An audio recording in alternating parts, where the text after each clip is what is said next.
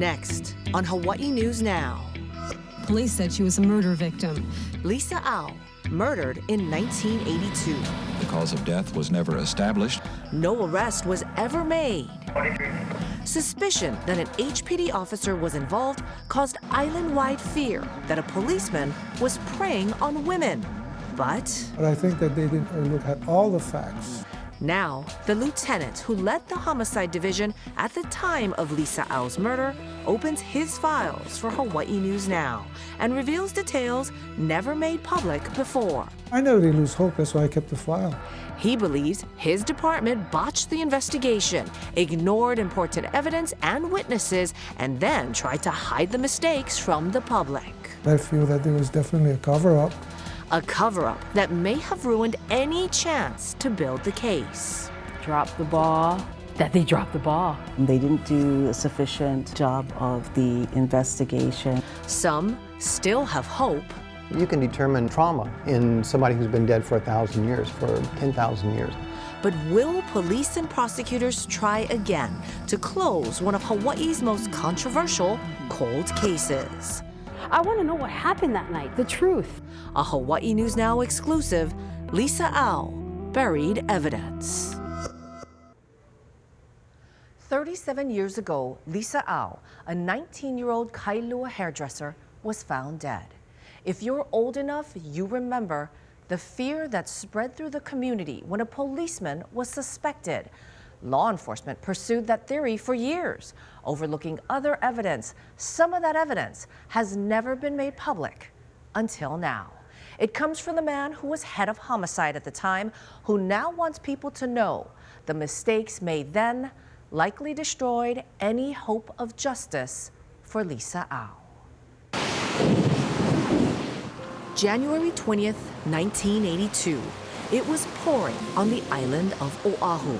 19-year-old Lisa Au had just finished work as a hairdresser at Susan Beer's salon in Kailua. Police reports show Lisa told co-workers she was going to see her boyfriend, Doug Holmes, at his sister's apartment in Makiki. On the way, Lisa stopped at a grocery store to buy poke for the occasion. After dinner, she headed home to Kailua. The smiling face of Lisa Au in her high school graduation picture became well known to islanders when her car was found abandoned and a massive search for her was conducted. No one would ever see her alive again. Lisa's parents called Holmes at his UH dorm the next day. He said he would go out and look for her. It was Holmes who called police to report he'd found her car, a 1976 Toyota parked on the shoulder of the highway in Maunawili, near the old Kailua Drive-In. The driver's side window was rolled down about halfway. The officer who met Doug Holmes at the abandoned car noted that there was about 2 or 3 inches of water on the floor and that the seat was soaked and drenched. But Lisa Au's purse appeared to have been placed on top of the seat, its contents completely dry. The officer was concerned the purse may have been put there after the rain stopped. He also reported seeing scratches on Doug Holmes' face. Crime scene technicians later reported the car was wiped clean. 3 people placed leaflets on thousands of cars at Ala Moana Shopping Center today as part of an island-wide effort to locate Lisa Au. Word spread of the 19-year-old's disappearance. Thousands of flyers were distributed island-wide. Hundreds of volunteers, Marines and civilians, have helped police to comb the roadsides for miles around the spot where Lisa's car was found. Lisa Au's family struggled to thank the hundreds of volunteers searching for their daughter. Thank you is just not enough. They have been just great. The support has been just marvelous from the community, from people. 10 days later, on January 31st, 1982, Lisa Au's nude, decomposing body was found in a ravine off Tantless Drive. That was the day the case moved from the Missing Persons Unit to homicide, and when HPD's Bert Cornell became involved. Well, I was a lieutenant assigned to Criminal Investigation Division. Now 72 years old, Bert Cornell has moved to Florida. He says he remembers the case clearly and all the problems surrounding it. if they would evaluate things logically and put aside personal bias.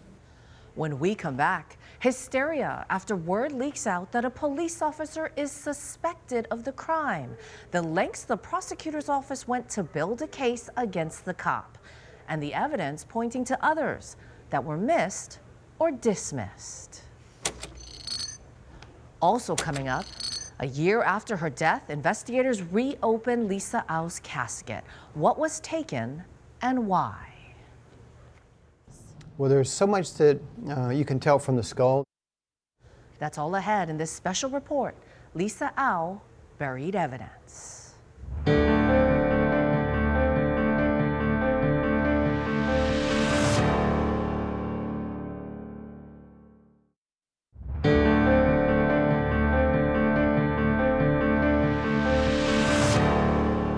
Homicide detectives had a suspect within days of Lisa Au's murder, one of their own. That theory became public and caused fear that a policeman was pulling over women to attack them. How did they come to suspect that an officer was involved? And why were they so focused on him? Marsland's office and the police have a suspect in mind, but building the case has not been easy. For about a year, an investigative grand jury heard evidence against a Honolulu police officer, but then prosecuting attorney Charles Marsland wasn't able to indict. The investigative grand jury, currently hearing evidence gathered in the Lisa Au case, will not return an indictment. Former HPD homicide lieutenant Bert Corneal says law enforcement wasted time and resources because of intense public pressure for an arrest. So already they had formulated premature conclusions. He says they jumped on any clue that pointed to the policeman's involvement. Lisa's temporary license missing from her purse and her car window rolled down halfway. In their minds, that meant she was pulled over and passed the license to the officer. After the suspected officer's name leaked out, another woman from the windward side claimed he also pulled her over and that he used blue lights on his unmarked car. It is police policy that a uniformed officer must be present when a plainclothes officer makes a stop. The department reassured women that they didn't have to stop for unmarked police cars and eventually banned flashing lights on the car grille. That suspicious traffic stop, the officer's address near Lisa Au's home, and his background, which included a sex harassment complaint from a young female during a police ride-along, were the primary pieces of evidence they had against him. Linking the suspect to the crime has been frustrating police and prosecutors for months. When the grand jury failed to indict the officer, Corneal says it tainted the case, exposed mistakes the detectives had made, and that discouraged other prosecutors from trying again. To this day, many still believe it was a police officer who killed Lisa Au. Corneal says a shoddy investigation closed the door on evidence against others. Frustrated, Corneal left HPD later that year and started his own private investigations company, Corneal and Associates. Among his first clients, the family of Lisa Au and their attorney, Roy Chang. They were struggling, and she meant a lot to them. And I think that's kind of the part that maybe gets forgotten, is that she was really a wonderful person that they loved, and maybe held that family together. Trying to get answers for the family, Bert Corneal started over in his investigation. He interviewed witnesses he says detectives failed to track down or simply ignored. He also found evidence that seemed to debunk the killer cop theory. Remember the missing temporary driver's license? Its absence was an important clue that a police officer stopped Lisa Au that night. Corneal found it months later while retracing Lisa's movements. Turns out, after she left the hair salon about 9:45 p.m. and stopped to buy poke at MJ's, she had to show her ID to write a check and forgot it at the store. After Corneal's discovery, it was turned over to police. Corneal says he knew then Lisa was not pulled over by an officer. He also found a security guard at the Makiki apartment building where Doug Holmes' sister lived, where Lisa was last seen alive. Thomas Thornburg had not been contacted by police until after Cornell interviewed him. Thornburg told police he saw the couple arguing about 11 p.m. Thornburg reported that Doug Holmes drove off after Lisa left. Holmes told police he went back to his UH dorm room. Another witness who Cornell tracked down was Charlotte Kamaka, a newspaper delivery driver. She later testified before the grand jury about what she saw on Tatlas in the hours Lisa Au went missing. She said she was on her regular route, about 2:30 a.m. In one statement in the police records, she says a man drove past her in a blue car with a female passenger who appeared to be asleep or unconscious. She said, "What alerted me was her head fell. When the car made the turn, her head just fell." Later, she said she got a good look at the driver as he turned around in a paved lookout. She said when the car made a complete turn, he just stopped and stared at her. But now, the female passenger was gone. Initially was startled by her, and he drove the car to the side of her where it was driver to driver. After the body was found in the same area 10 days later, Charlotte Kamaka went to the police station to report what she saw. She said the detective wrote down information on how to contact her, but she said she never was contacted. She kept contacting them to see what they were doing. In the area of a mudslide, Officer Michael Rayfelt was directing traffic and says he did not remember seeing Lisa's broken Toyota. But months later, he was asked to tell the grand jury that he did and report that he saw a patrol officer at the car. Rayfelt says he refused to lie and never testified. In 1985, lead detective Nelson Lum wrote in a sworn statement that his massive and extensive investigation had produced no evidence that the death of Lisa Au was caused by any city employee acting within the course of their employment, meaning the police officer did not kill her. The admission showed HPD wasted 3 years pursuing an innocent man. Lum also said there was actually no direct evidence as to who caused the death of Lisa Au, but there was evidence there is one or more suspects in this case. Doug Holmes admitted in his own recorded interview that he knew he was one of the suspects. Court documents show Holmes agreed to 2 lie detector tests and failed both. He had an explanation. In a sworn statement, the lead detective on the case, Nelson Lum, said that explanation was good enough for him, and he didn't have any other reason to suspect Holmes. As part of a lawsuit filed years after Lisa Au's death, Detective Nelson Lum was deposed and asked why other suspects weren't looked at more closely. Lum said he did question Lisa's boyfriend, Doug Holmes, about the results of the lie detector. Court records detail the conversation. Lum said he sat down and talked to him and asked him, "Why are you failing these tests?" He said Holmes told him it was because he felt guilty for not driving Lisa home in the heavy rain because she was an inexperienced driver.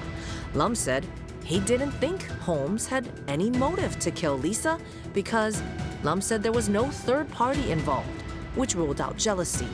There was no money involved. There was no baby coming. There was no reason for him to do it. However, he says Holmes admitted he was trying to end the relationship, saying he was going to college, being educated, while Lisa was more or less staying still education-wise, and that down the road they would be incompatible.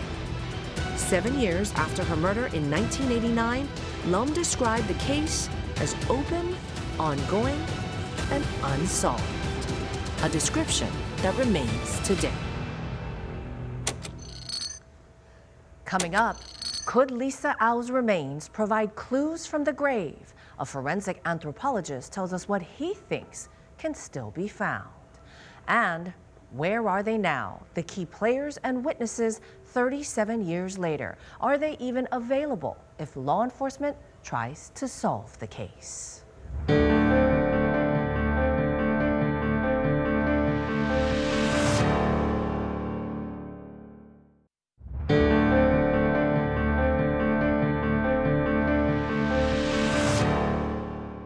The casket of Lisa Au is now in the city morgue in Eveille.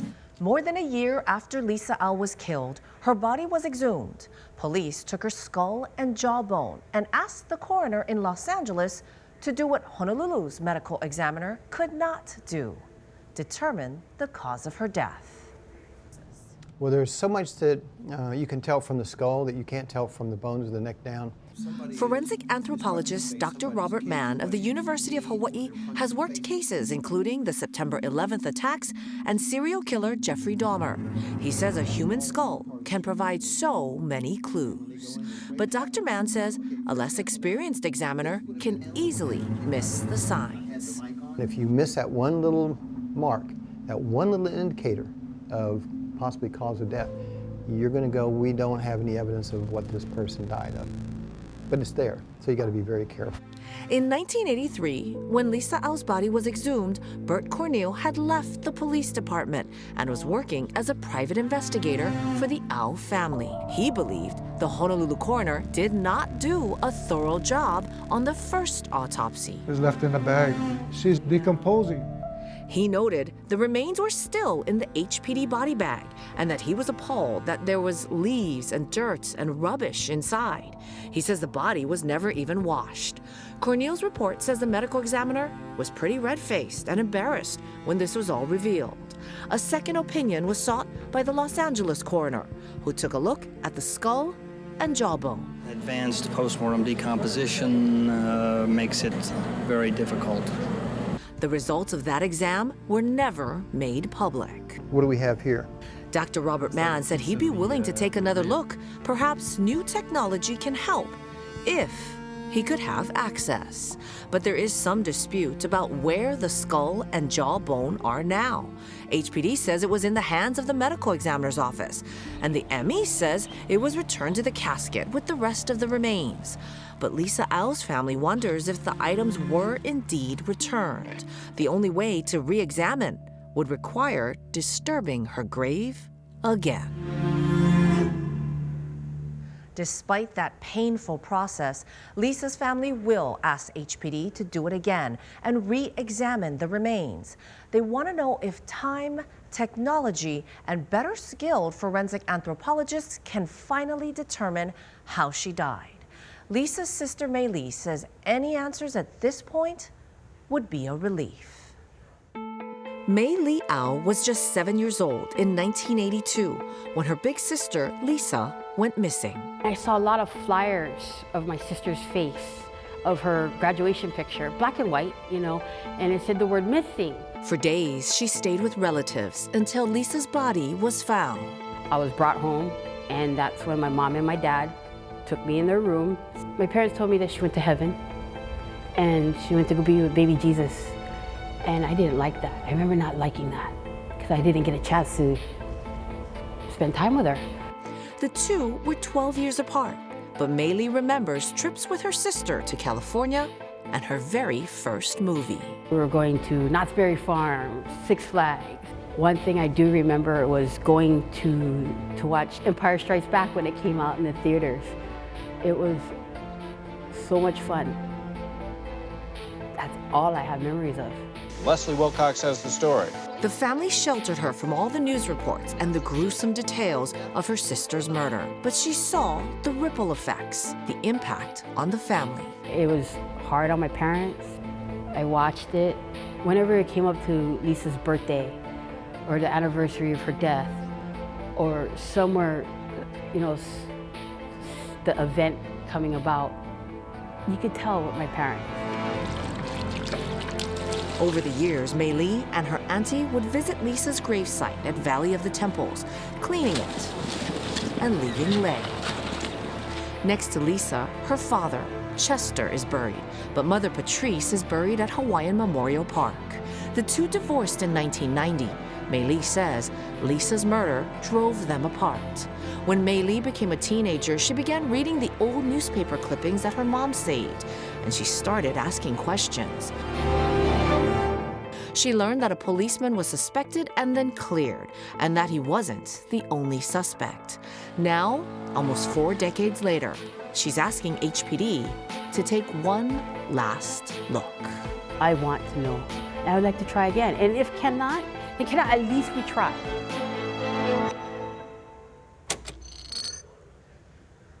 Coming up, what are the chances that this case ever makes it to the courtroom? Once you choose to focus on one suspect and you don't get that indictment, it makes it more difficult to get indictment against the next person. A legal expert weighs in on the risk for law enforcement. That's coming up on this Hawaii News Now special report.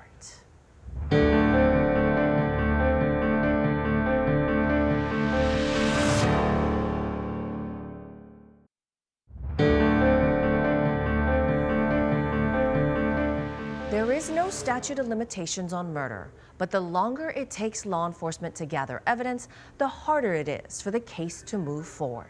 It weakens as time and people pass. Charlotte Kamaka, the longtime newspaper carrier who reported suspicious activity on Tantalus the night Lisa Au went missing, died a year and a half ago at the age of 73.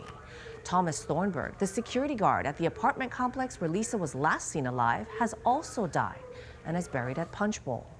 But others are still around, including the officer who was initially targeted as a suspect but never indicted. And the lead detective, Nelson Lum, is still living on Oahu's windward side. He declined my request for comment on this report.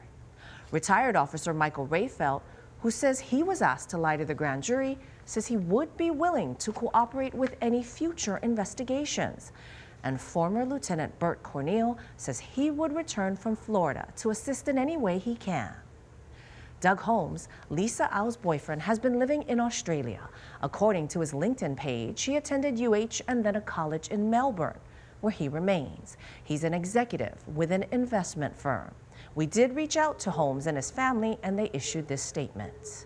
Lisa and her memory deserve justice, and it's good to hear that HPD now has a cold case squad. That cold case squad was started last year. Even if they zero in on a suspect, legal experts say it would be a bold move to try to get an indictment now, an all or nothing for law enforcement. But with 37 years already passed, it's a risk that some believe would be worth taking. It's heartbreaking. It's heartbreaking that her killer was never found.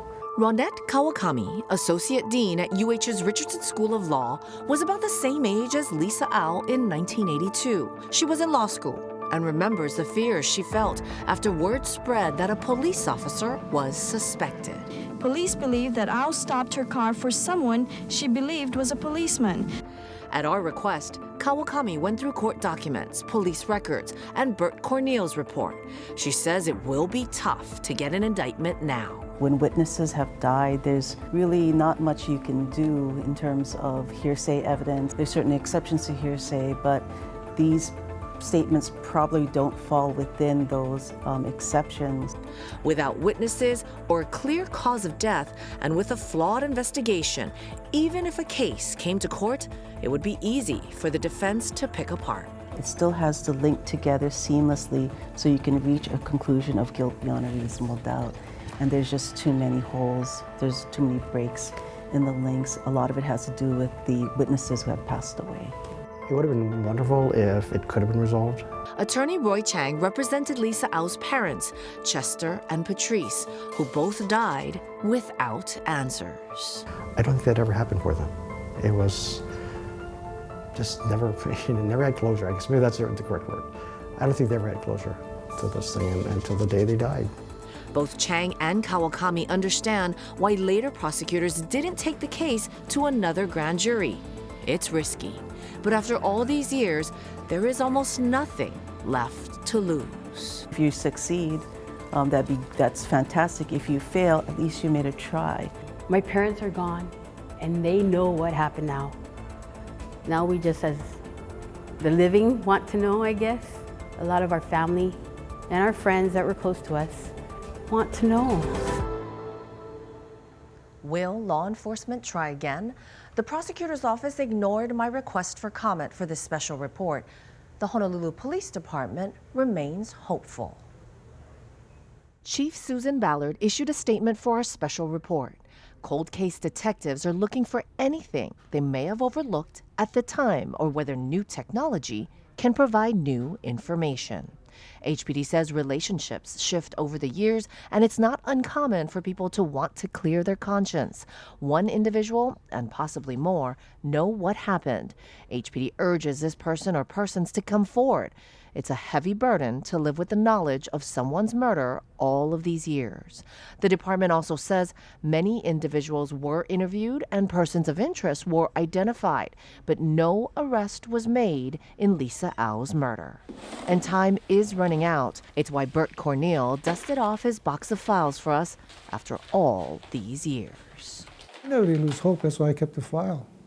I felt that someday somebody would come to the realization that there's an answer. Whether they believe me or not. Whether or not you believe his theory and that there was a cover-up, you now have the information he's had. Buried evidence he turned over to police and prosecutors a long time ago, and to Lisa Au's parents before they died, both with broken hearts. I'm Lynn Kawano, Hawaii News Now.